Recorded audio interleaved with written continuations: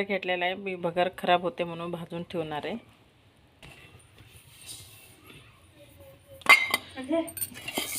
एकदम बघा तर असा भाजून ठेवायचा. तो महिनाभर राहिले तर बी खराब होत नाही. रवा भगर असं भाजून ठेवायची.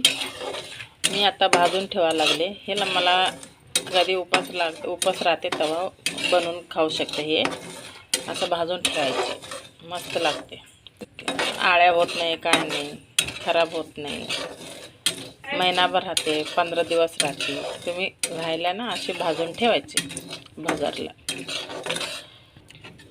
चला तर असं लहान भाजून घेतलेलं आहे बघा कसे दिसते.